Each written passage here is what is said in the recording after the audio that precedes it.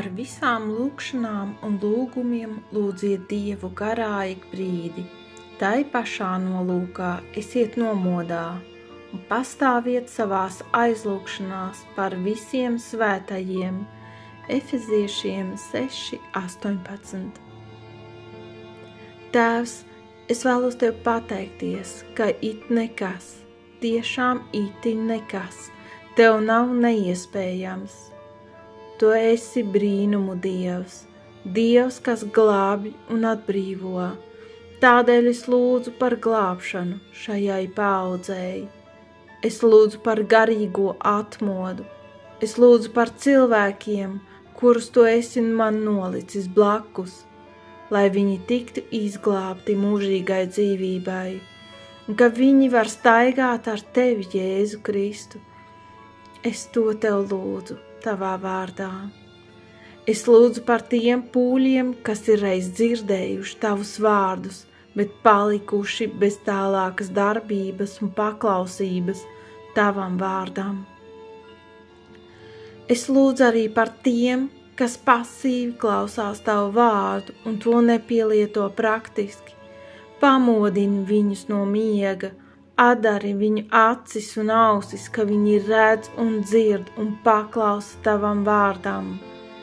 Es Tevi lūdzu, nāc un izglābi, atbrīvo šos cilvēkus, pieskaries šiem cilvēkiem un ka viņi paliek nomodā, modri.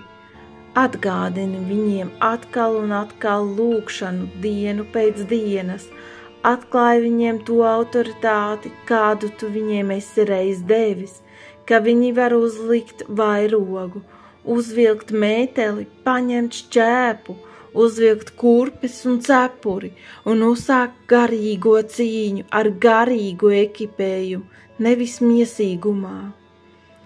Tēvs, es pagodinu Tavu vārdu. Tu izlej šodien manā sirdī un arī citos brāļos un māsās Kristū šo jauno svaigo lūgšanu un aizlūgšanas garu. Tu mūs noliec par Kristus kareiviem tur, kur mēs esam katrs, lai mēs varam dalīties ar citiem šo lūgšanas garu, kas aizskas arī citus ar dziļu pieskārienu un ar autoritātes spēku, kas nāk no augšienes, ka daudz cilvēki no šīs paaudzes var tikt izglābti. Lai tā notiek, Tēvs, Jēzus Kristus varenajā vārdā es lūdzu, jā, pacel lūgšanu cīnītājus un izglāb šo paudzi.